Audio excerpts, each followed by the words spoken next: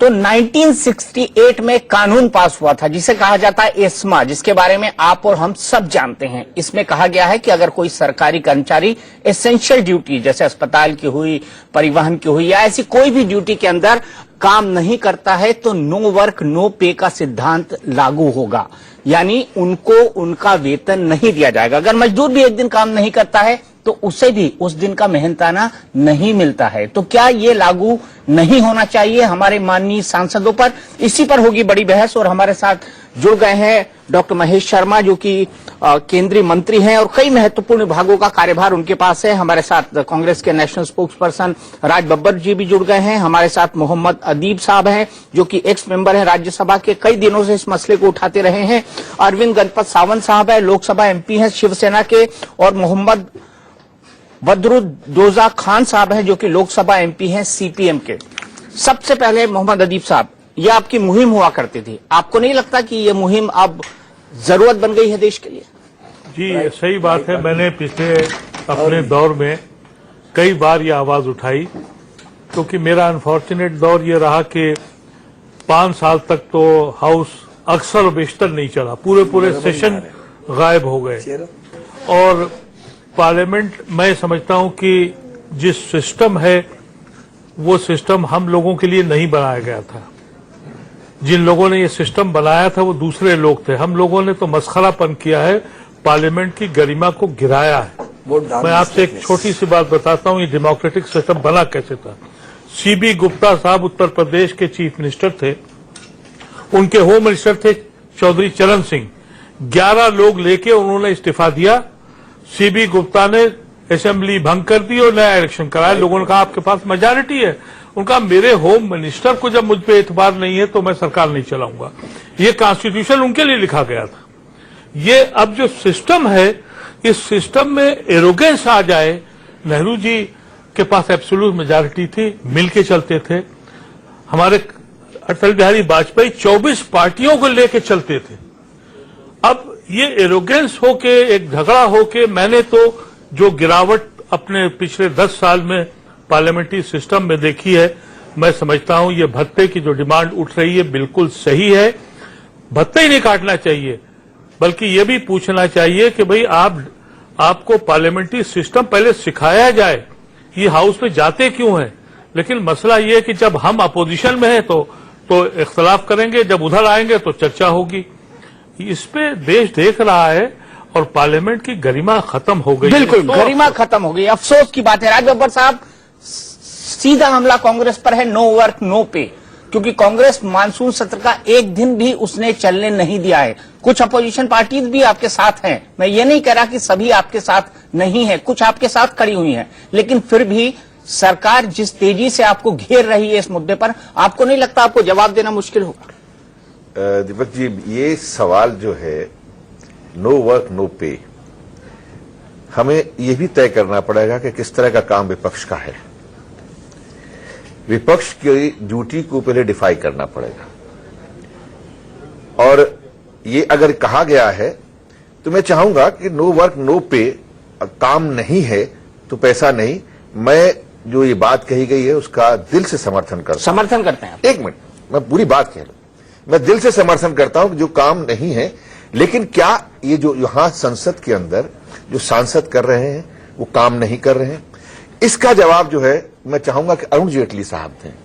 मैं चाहूंगा कि इसका जवाब जो है वो सुषमा स्वराज साहिबा दें।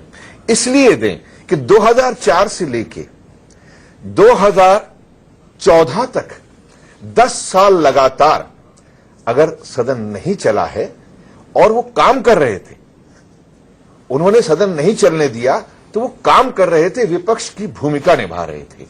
मैं आज देखिए, ये बात सही है कि जो सत्ता में आ जाता है वो सामने वाले पे उंगली उठाता है।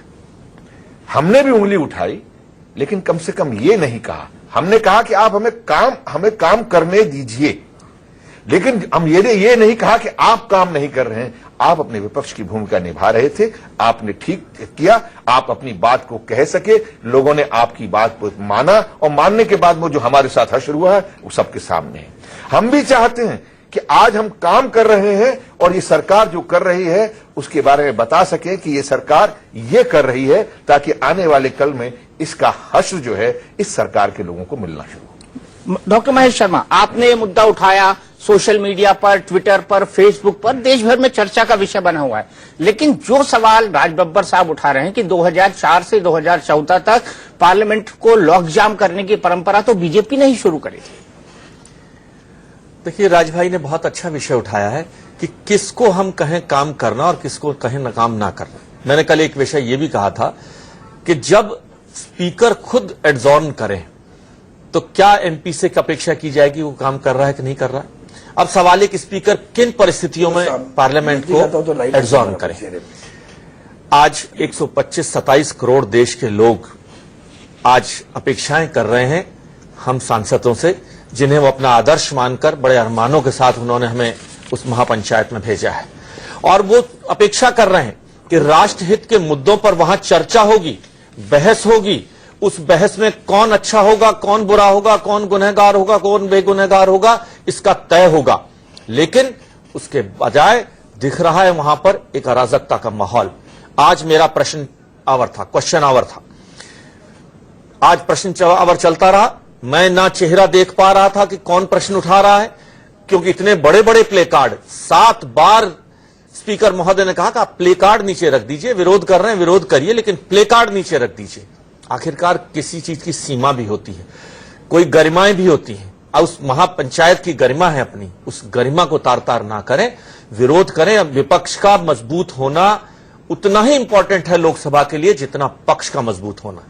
लेकिन उस विपक्ष को अपनी उस गरिमाओं का भी ध्यान रखकर 2004 और 2010 पिछले 10 साल की राजनीति का मैं समझता हूं उसमें से पिछले 5 साल तो काले पन्नों में लिखा जाएगा, वो इतिहास का वो विषय।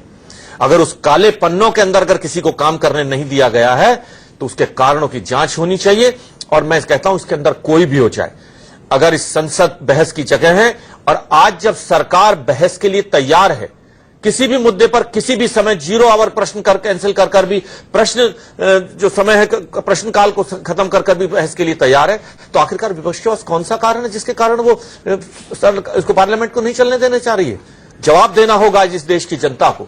मेरा सवाल यह है, किसी की 2000, 2000, 5000 तनख्वाह कटने से बहुत बड़ा भूचाल नहीं आ जाएगा। इस विषय के पीछे की भावना को समझें। और मैं समझता हूं जब से कल से ये चर्चा शुरू हुई है, हजारों की संख्या में मेरे ट्वीट्स और ये मुझे मिले हैं। कुछ लोग हो सकता है नाराज भी हों, कुछ मेरे सांसद भाई भी हो सकता है नाराज होंगे, लेकिन हमें आदर्श प्रस्तुत करना है इस 128-27 करोड़ देशवासियों के सामने। आज सबसे बड़ा विषय यह है और इस विषय पर हमें चिंतन करना होगा। खान साहब, आपकी पार्टी है जो पब्लिक लाइफ में प्रोबिटी, ट्रांसपेरेंसी, ईमानदारी की सबसे ज्यादा बात करती है। नो वर्क नो पे पे भी आपकी पार्टी में कई डिस्कशंस हो चुके हैं। आपको नहीं लगता कि इस तरह से मानसून सत्र को पूरी तरह से वॉश आउट कर देना, सरकार पे तो सवालिया निशान लगा रहा है, आप पर भी लगाएगा, इसीलिए सीपीएम आगे आके क्यों नहीं कहती कि नो वर्क नो पे का सिद्धांत होना चाहिए? खान साहब जी हाँ, सुनिए, इस पे 2-4 बात है। पहले तो ये जो मंत्री जी ने बात उठाया, मेरा तो पहला सवाल है, मंत्री जी कहां से आए हैं? ये क्या मंगल से, ये नेपच्यून से, ये प्लूटो से? क्या क्या उसने लास्ट 50 लोकसभा में उसने अपना काम क्या किया? और मंत्री जी ने बताया कि ये जो वेतन भाता है ये काट देना चाहिए, तो एक तरह का ये धमकी भी है। तो क्या हम एमपी लोग आते हैं वेतन भाता लेने के लिए? अरे हम तो इंसाफ मांग रहे हैं, ये वेतन भाता कौन मांग रहा है? इंसाफ के लिए हम तो जेल में भी जाते हैं, हर वक्त जेल भी हमको मिलता है, तो और लाठीचार्ज भी हमको मिलता है। तो क्या हम वेतन भाता के लोकसभा में आते हैं? ये बात कहना एक तरह का अपमान भी है लोकसभा का। ठीक है, वेतन भाता नहीं चाहिए, इंसाफ हमें चाहिए, इंसाफ दे दीजिए। लोकसभा में हमने ये मुद्दा उठाया नहीं, ऐसा नहीं, हमने हर रोज ये एडजॉर्नमेंट मोशन दिया, मोशन को नकारा किया गया स्पीकर से, ऐसा किया गया। तो इसका पहले जो ये अपोजिशन में थे बीजेपी ने, उसने क्या कहा? उसने क्या कहा कि ये जो डिसरप्शन है ये एक तरीका का लोकसभा के अंदर लड़ाई होता है। सुषमा जी और राजनाथ जी ने कहा ये पहले, हमने तो ऐसा नहीं कहा अभी तक, लेकिन हमने कहा कि आए डिस्कशन तो होना चाहिए जरूर, लेकिन पहले जिसका ऊपर ये आरोप है उनको स्टेप डाउन करना है। पहले भी ऐसा हुआ था, आडवाणी जी ने किया था, पवन बंसल ने किया, दूसरे ने किया। अरे पहले उनको स्टेप डाउन करो, बाद में डिस्कशन होना चाहिए, और डिस्कशन के बाद अगर ये देखा जाए कि उनका कोई कसूर नहीं है तो ठीक है, वो वापस आ जाएगी, कोई बात नहीं है। लेकिन ये बीजेपी मानने के लिए तैयार नहीं है। वो असल में वो इस पर चर्चा नहीं मांगते हैं, हमने तो चर्चा मांगते हैं। तो सरकार का भी एक दायित्व है, रिस्पॉन्सिबिलिटी है कि कैसे ये लोकसभा चलेगा। ये चलाने के लिए उनका भी कुछ रिस्पॉन्सिबिलिटी है। सरकार ने कुछ रिस्पॉन्सिबिलिटी अब तक तो नहीं दिखाया। आज तो स्पीकर ने क्या किया, स्पीकर ने तो 25 लोग को बाहर निकाल दिया 5 दिन के लिए। तो ठीक है, हमारा पार्टी ने भी ये फैसला लिया कि 5 दिन तक हम भी लोकसभा में बॉयकॉट करेंगे। तो स्पीकर ने तो, हम तो स्पीकर का फैसला मानने के लिए तैयार है, लेकिन हम आदर भी उनका करते हैं। लेकिन हमें लगता है कि स्पीकर को पीछे की तरफ से इंसिस्ट किया जा रहा है, प्रेशराइज किया जा रहा है और उनको मजबूर किया जा रहा है इस फैसला लेने पर। ठीक है खान साहब, मैंने आपका पॉइंट किया, डॉक्टर महेश शर्मा जी। आज जब सलमान खुर्शीद से पूछा गया, सुनिए एक मिनट खान साहब, मुझे काउंटर लेना पड़ेगा। भारतीय जनता पार्टी का मंत्री जी मेरे साथ हैं। आज जब सलमान खुर्शीद जी से पूछा गया तो उन्होंने साफ साफ कहा कि बीजेपी एमपी अगर नो वर्क नो पे की बात कहें तो बहुत अच्छी बात है। 2004 से 2014 तक उन्होंने जो वेतन भत्ता लिया था पार्लियामेंट को डिस्टर्ब करते हुए, उसको वापस लौटा दें और उसके बाद नो वर्क नो पे के सिद्धांत की बात कहें। देखिए, मैंने जिस बात को शुरू किया था, मैंने कहा था कि इस बात इस 1000, 2000, 10,000 भत्ते की नहीं है। मैंने कहा इसके पीछे की भावना को समझे हम कि आखिरकार देशवासी क्या अपेक्षा कर रहे हैं। माननीय सांसद मुझसे वरिष्ठ हैं, मैं नया सांसद हूं, पहली बार का सांसद हूं, पहली बार का मंत्री हूं, और मैं ये पूछना चाहता हूं कि संसद के अंदर आपकी मांग क्या है? आप एडजॉर्नमेंट मोशन मांगकर क्या लेना चाहते हैं? क्या बहस चाहते हैं? क्या बहस के लिए समय प्रश्नकाल ही है? क्या बहस के लिए 0 आवर्स, क्या बहस के लिए और अन्य समय नहीं है? और जब सरकार और स्पीकर उस बहस के लिए तैयार हैं तो आखिरकार विरोध क्यों? और क्यों प्ले कार्ड्स लेकर जिस तरह से पक्ष की सीट जो है ट्रेजरी बेंच की सीटों पर आकर एक तरह से अनार्की फैलाई जा रही है? आखिरकार देश की जनता देख रही है। खान साहब, इस बात का भी जवाब देना होगा और 125 करोड़ देशवासियों को यह जवाब देना होगा कि उनकी मेहनत का पैसा है। आपने भी दिखाया ना, उनकी प्लेकार्ड तो आपने भी दिखाया, उनके दिए हुए टैक्स का पैसा है और इस पैसे के लिए जवाबदेही आपको 127 करोड़ लोगों को देनी होगी, खाली स्पीकर को और मंत्री महेश शर्मा को नहीं देनी होगी। 127 करोड़ देश के लोग देख रहे हैं आपको। ये बताने के लिए, जवाब देने के लिए, मैं तनख्वाह के लिए नहीं कह रहा कि किसी की तनख्वाह कटनी चाहिए कि नहीं कटनी चाहिए। मैं इस बात का जवाब चाह रहा हूं कि क्या सुषमा जी ने, क्या अरुण जेटली जी ने, क्या स्पीकर ने किस वक्त आपको रोका किसी तरह की बहस करने के लिए? लेकिन बहस करने के लिए प्रश्नावली ही हटाया जाएगा। प्ले कार्ड्स के लिए 7 बार स्पीकर ने कहा। मुझे सिखाया गया था जब मैं पहले दिन आया पार्लियामेंट में कि अगर स्पीकर लेग्स पर है तो सामने के लोग अपनी सीटों पर बैठ जाएंगे। कहां गई लोकसभा की तार कर दिया आपने उसकी इज्जत को। उसके लिए कौन जिम्मेदार है, बताए कृपया खान साहब। हो सकता है मैं यहीं से आया हूं, हो सकता है मैं किसी प्लूटो और किसी दूसरे देश से नहीं आया हूं। मैंने भी देखा, प्लेकार्ड नहीं दिखाया। राज बब्बर साहब, आप बताइए, ये नई परंपरा की शुरुआत की है। बीजेपी ने प्लेकार्ड नहीं दिखाया लेकर जाए। बीजेपी ने भी प्लेकार्ड दिखाया। मेरा बड़ा सिंपल मानना है कि जब आप सरकार में होते हैं तो एक स्टैंड, अपोजिशन में होते हैं तो दूसरा स्टैंड। आप बीजेपी को यही कहते थे कि 2004 से 2014 तक कि आप बहस क्यों नहीं करने देते, बहस करिए। अब बीजेपी आपको कह रही है कि बहस करिए, अब आप बहस से पीछे हट रहे हैं। दीपक जी, आपने बहुत ही सही तरीके से बात को कह दिया, सवाल भी कर लिया और जवाब जो है, जवाब आपसे मांग रहा हूं, मैंने नहीं बिल्कुल दिया। आपने, देखिए, आपने जवाब की लाइन अपने आप ही दे दी। बात बहुत साफ है, मुझे हंसी आ रही है कि बड़े हमारे मित्र हैं महेश जी, उन्होंने कहा है और मैं उनकी भावना का आदर इसलिए भी करता हूं कि बहुत जेन्युइन तरीके से उन्होंने कहा कि मैं पहली बार का सांसद हूं, पहली बार का मंत्री हूं, इसलिए मैं कोई टिप्पणी नहीं करूंगा। उन्होंने 0 आवर के बारे में कहा, बहस 0 आवर में बहस नहीं होती। मैं बाकी उन्होंने कहा, मैं उस बारे में मैं ये नहीं कहूंगा कि आप पहली बार में आप ये नहीं जानते, वो नहीं जानते, लेकिन मैं ये जरूर कहूंगा, मुझे एक याद आ रहा अपने ही नाटक का कि तुम्हारा खून खून है, हमारा खून पानी, और तुम्हारे विरोध और तुम्हारा जो है विपक्ष में खड़े होकर बोलना विरोध है और हमारा विरोध जो है वो हम जो है दूसरों को क्या हम हक छीन रहे हैं। भाई ऐसी बात नहीं है, हमारा विरोध फानी नहीं है। हमारे विरोध के पीछे एक बहुत तथ्य है कि जिस तरह से भाई खान साहब ने बोला है, कम से कम कदर कीजिए। हो सकता है कि उन्होंने बात को जो कहते कहते, क्योंकि वो हमारे पास नहीं बैठे, उन्होंने कहा हमें इंसाफ दो, हमें इंसाफ दोगे तो हम ये विरोध नहीं करेंगे। आप इंसाफ दीजिए। आपके सांसदों ने, आपके नेताओं ने, अरुण जी ने जब विपक्ष में बैठते थे, जब नेता थे विपक्ष के, सुषमा जी जब विपक्ष की नेता थी, तो जब भी हमने कहा कि हमसे बात करो, बहस करो, उन्होंने बहस नहीं की, खड़े हो प्ले कार्ड। आपको याद नहीं है 2013 मेरे ख्याल 22 तारीख थी, अगस्त की थी शायद, 22 तारीख को उन्होंने 2013 के अंदर यही प्ले कार्ड लेकर आए थे। तो प्ले कार्ड लेकर आने की परंपरा ये हमने नहीं रखी है, ये बीजेपी ने रखी है। मैं भाई महेश से मैं यही कहूंगा कि इतिहास में ये चीजें होती रही हैं। अब जब हम विपक्ष में, हम तो बहुत दिनों के बाद विपक्ष में आए हैं, तो हमें लगा कि भाई ये बीजेपी की आज सरकार है, बीजेपी सारे मानक जो है तय कर दिए हैं, अब हमें यही मानकों से इनके पास में जाना पड़ेगा, क्योंकि हमारी भाषा और हमारे वजन को ये समझ नहीं रहे हैं। तो इसलिए हमने इन्हीं की भाषा का इस्तेमाल किया है, इन्हीं के तौर तरीकों का इस्तेमाल किया है। हम इंसाफ मांग रहे हैं। हम चाहते हैं कि व्यापम के अंदर जो एक इतने नौजवान बच्चे मारे गए हैं उनका फैसला हो। वहां पर जो है शिवराज सिंह जी इस्तीफा दें, हम चाहते हैं कि वसुंधरा जी इस्तीफा दें, हम चाहते हैं कि विदेश मंत्री इस्तीफा दें। चलिए, इस्तीफे पर अड़े हुए हैं, लेकिन सवाल यह है कि सरकार अब क्या चाहती है, सरकार की आगे की रणनीति क्या होगी। लेकिन उससे बड़ा सवाल यहां पर यह भी है कि पहले बीजेपी के बड़े नेताओं ने यह कहा था कि संसद को न चलने देना भी संसदीय प्रक्रिया का एक हिस्सा है। क्या बीजेपी अपने उस पुराने स्टैंड से पीछे हट रही है? इस पर बहस करेंगे ब्रेक के बाद।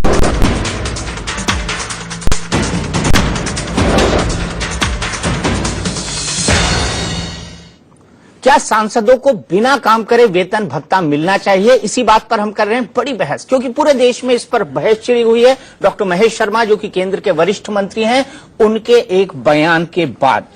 लेकिन डॉक्टर महेश शर्मा, यहां सबसे बड़ा सवाल यह भी पैदा होता है कि 2004 से 2014 के जिस पीरियड की बात कांग्रेस कर रही है, उसमें कई बीजेपी के नेताओं के ये भी बयान आए थे कि संसद का बहिष्कार करना, संसद को नहीं चलने देना भी संसदीय लोकतंत्र का एक हिस्सा है।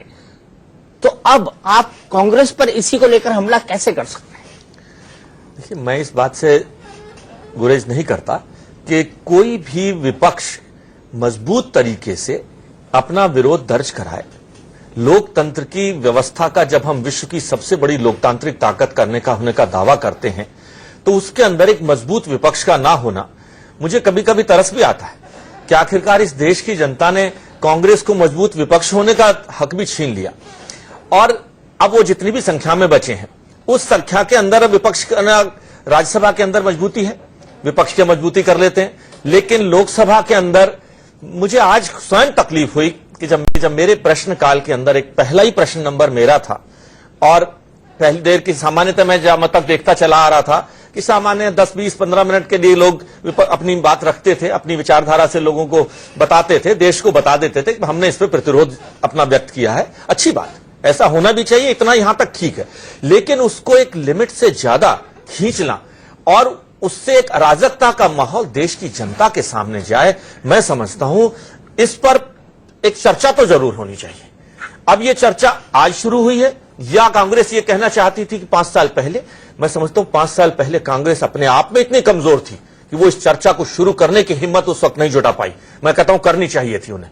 5 साल का, पिछले 5 साल का जो कांग्रेस का जो कार्यकाल था, उसमें प्रश्न चिन्ह इतने थे कि वो कागज भी भर चुका था उन प्रश्न चिन्हों से।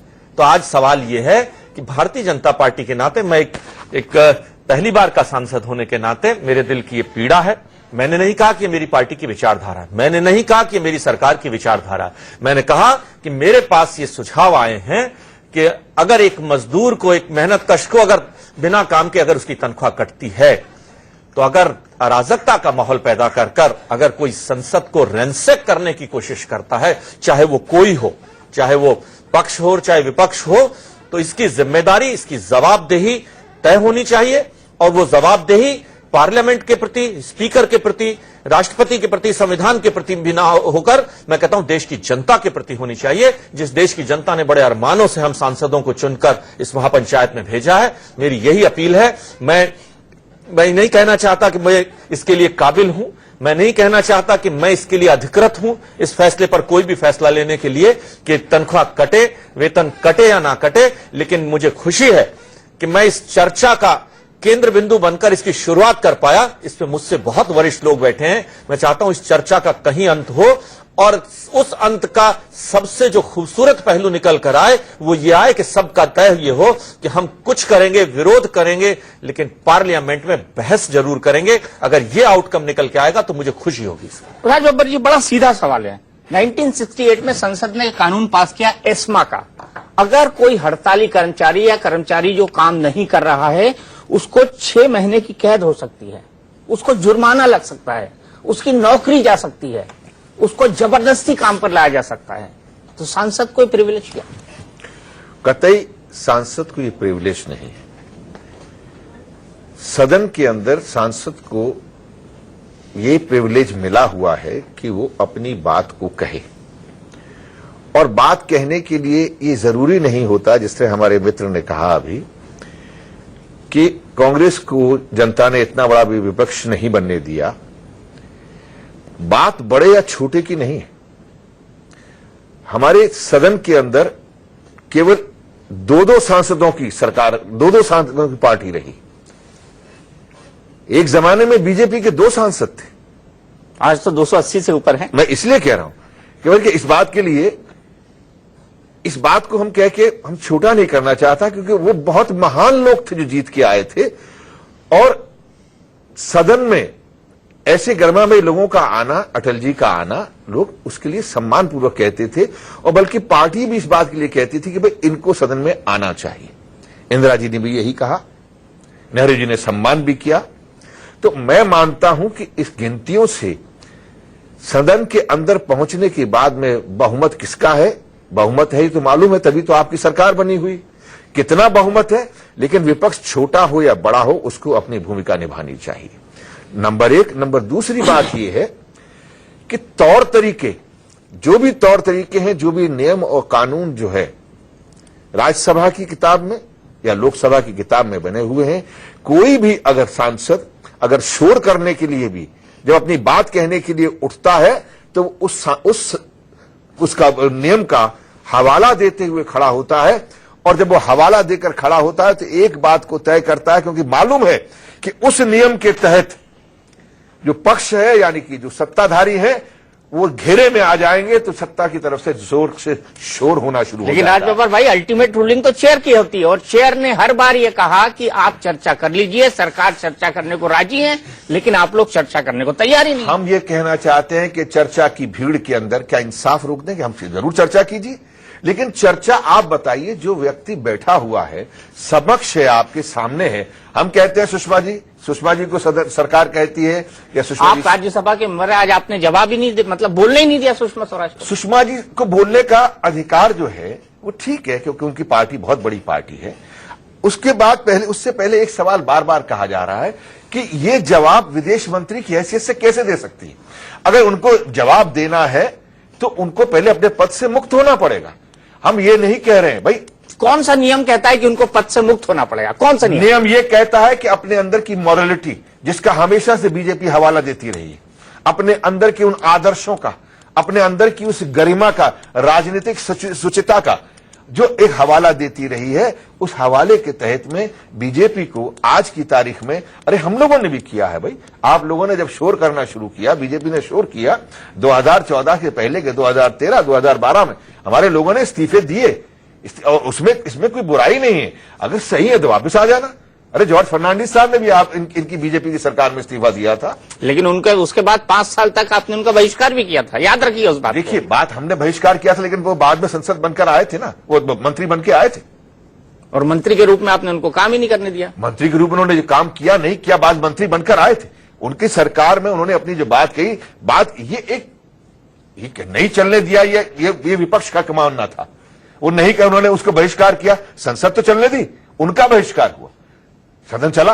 अरे हम करना होगा, अगर सही नहीं मानेंगे तो बहिष्कार करेंगे, लेकिन कम से कम पहले उस मापदंडों पर तो उतरे, बाकायदा बहस होगी।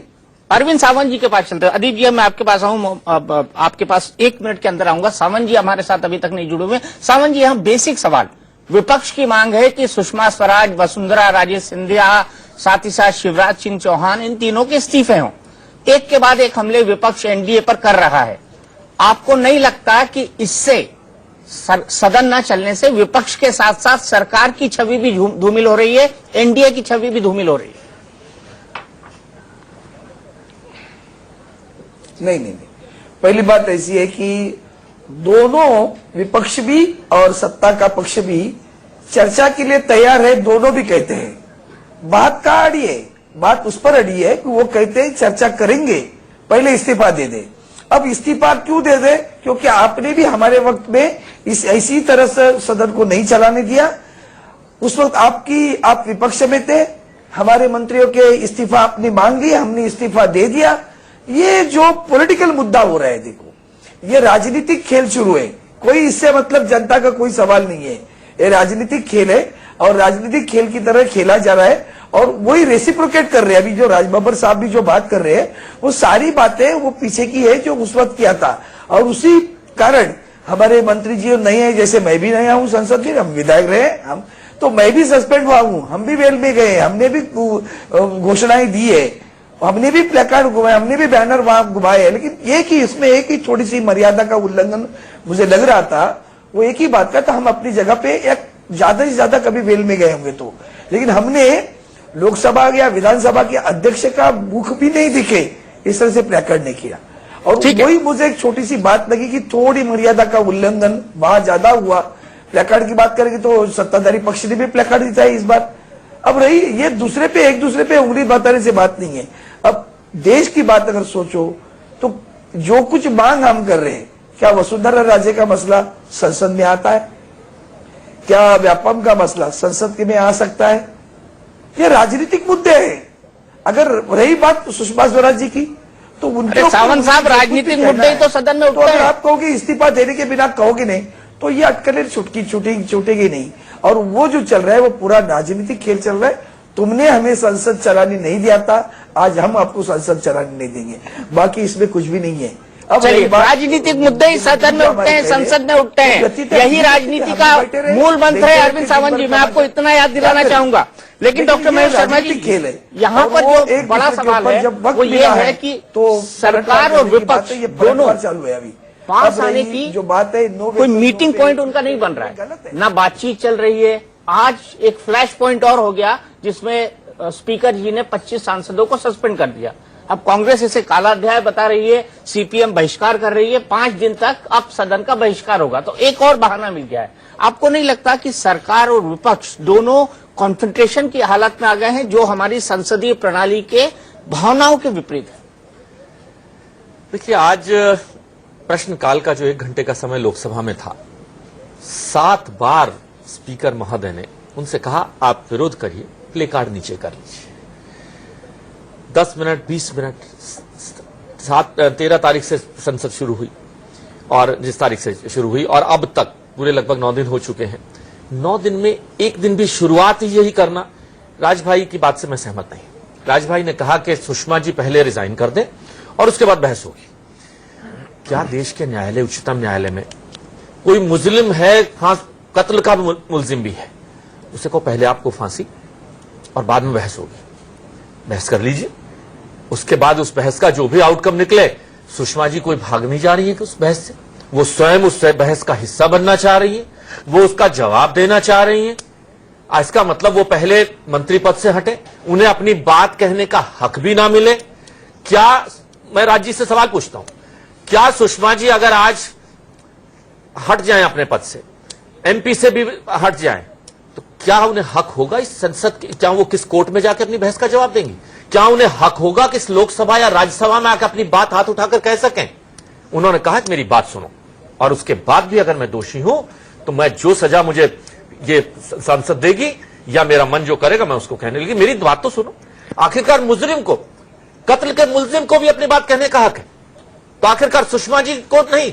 और किस विषय पे? उन्होंने कहा मैंने नहीं कहा, सुषमा जी ने कहा कि मैंने किसी भी यूके के किसी भी अधिकारी से यह नहीं कहा कि इनको आप पेपर्स दे या ना दे।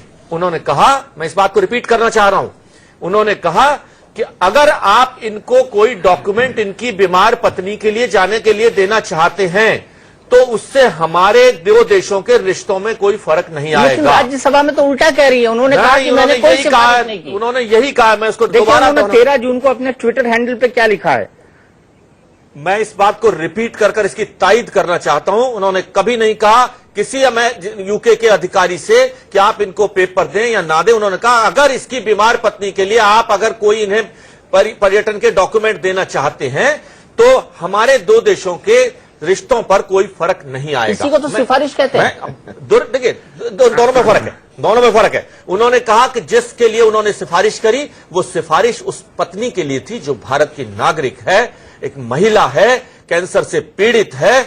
उस महिला के लिए ये कहना कि उसका बीमार पति शायद, और जिसके लिए यही तो ललित मोदी का ट्रैवल डॉक्यूमेंट है। उसके डॉक्टरों ने उससे ये कहा कि इसकी टेबल पर भी डेथ हो सकती है और हमें इसके पति की जरूरत होगी क्योंकि टेबल पर हमें इससे कुछ दस्तखत ले, पहले दस्तखत तो वो खुद होश में कर सकती है। मैं पेशे से एक डॉक्टर भी हूं। एक कंसेंट ली जाती है ऑपरेशन टेबल पर जाने से पहले, एक कंसेंट ली जाती है ऑपरेशन के दौरान। उस वक्त एक जिम्मेदार परिवार का व्यक्ति होना जरूरी है कि जिसमें वो टेबल के दौरान बीच में आके इजाजत ली जाती है। तो मैं इस बात को ठीक है, लेकिन वो बात कहने का मौका तो दे विपक्ष ने, विपक्ष मौका दे, विपक्ष मौका दे। विपक्ष की मांग है पहले इस्तीफा फिर चर्चा। सरकार कहती है चर्चा हो जाए उसके बाद दूध का दूध पानी का पानी हो जाएगा। क्या इस हठधर्मिता, दोनों की हठधर्मिता की वजह से 2.5 लाख रुपए पर मिनट का नुकसान हो रहा है आप जैसे मेरे जैसे टैक्स पेयर के पैसे का? क्या ये जायज है? ब्रेक के बाद।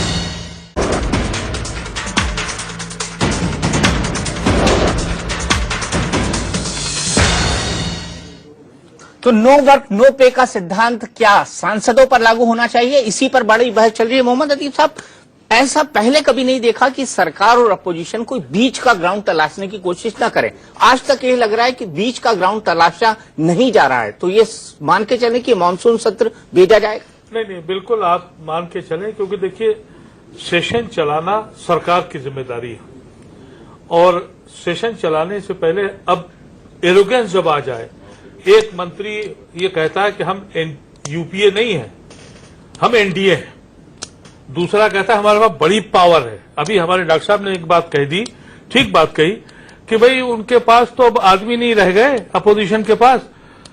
अगर हमारा प्राइम मिनिस्टर जो कि आतंकवादियों के घुसपैठ के बावजूद नवाज शरीफ को फोन कर सकता है, आम ले सकता है, दे सकता है, क्या सोनिया गांधी को फोन नहीं कर सकते? क्या वो अपोजिशन के लोगों को फोन नहीं करके कह सकते कि ये इंपॉर्टेंट बिल है, इस पे बहस कर लीजिए, बाकी बात करिए? ये जब ही हो सकता है। ये काम अटल बिहारी वाजपेयी जी ने करके दिखा दिया था।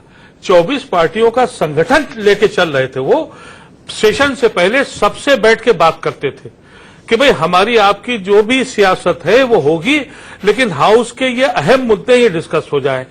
कौन सा दिन है जिस दिन रूलिंग पार्टी ने ये कहा हो कि आओ बात करें, कि भाई बहस कर लो? अभी तो कह रहे हैं, हाउस के नहीं, देखिए हाउस के बाहर आज भी ऑल पार्टी मीटिंग हुई, प्राइम मिनिस्टर साहब नहीं गए उसमें। I mean when I came to know, मुझे तो सरप्राइज हुआ। प्राइम मिनिस्टर को डायरेक्ट अप्रोच करनी चाहिए थी। अटल जी तो ममता बनर्जी खामोश हो गई थी। मैंने उनके सांसद ने मुझे बताया कि वो उनकी मां के पास चले गए, ममता बनर्जी के, और कहा भाई चलो कल से बैठो। चलिए, सोनिया जी को भी फोन करते थे। अगर वो लोग, अगर आप हाउस चलाना चाहते हैं, इक्वल रिस्पॉन्सिबिलिटी अपोजिशन की और रूलिंग पार्टी की बनती है। रूलिंग पार्टी जबकि वो एब्सोल्यूट मेजॉरिटी में है, ये बात नेहरू जी ने करके दिखा दी थी। हमेशा एब्सोल्यूट मेजॉरिटी होती थी, लेकिन अपने पूरे कैरियर में कुल 4 दिन हाउस से बाहर रहे वो, ओनली 4 डेज। वो भी कॉमनवेल्थ की कॉन्फ्रेंस में गए थे, अपने एमपीओ से कह के गए थे मुझे छुट्टी की इजाजत दे दो। सबको लेके चलते थे। नेहरू जी के बारे में आप पढ़िए, लेकिन अब तो उनको किनारे लगा दिया है। नेहरू जी तो लोहिया और कृपलानी जब सवाल करते थे, किसी मिनिस्ट्री का वो जवाब देते थे। ये वो लोग थे जिन्होंने इस सिस्टम को क्रिएट किया। चलिए, मानिए आपकी बात। डॉक्टर महेश शर्मा, क्या सरकार पर जो एरोगेंस का आरोप लगा रही है विपक्ष कि सरकार एरोगेंट हो गई है, बहुमत का घमंड हो गया है, इसीलिए रीच आउट करने की कोशिश नहीं होती, इसीलिए बात करके बीच का रास्ता निकालने की कोशिश नहीं होती, क्या ये हकीकत है? कैसे लेते हैं शासन? मेरा ख्याल है अदीब साहब ने जो वाकयात पेश किए नेहरू साहब के और अटल बिहारी वाजपेयी जी के, वास्तव में इतिहास का हिस्सा बनेंगे और हमारे युवा पीढ़ी के लोगों के लिए तो खासतौर पर प्रेरणादायक बनेंगे कि आखिरकार संसद का तहजीब क्या है।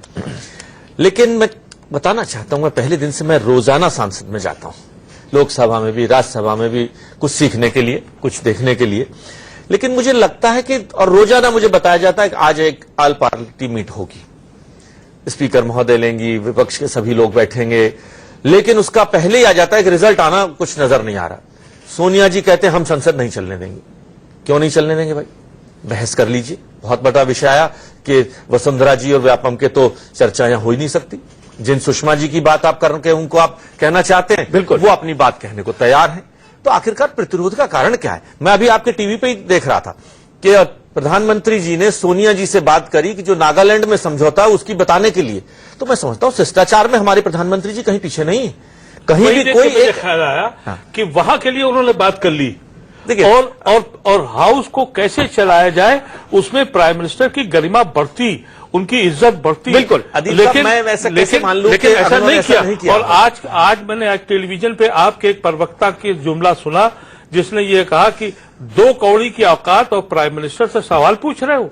जब ये एरोगेंस होगा, अपोजिशन को कहा कि 2 कौड़ी की औकात और प्राइम मिनिस्टर से कह रहे हो कि वो बयान दे।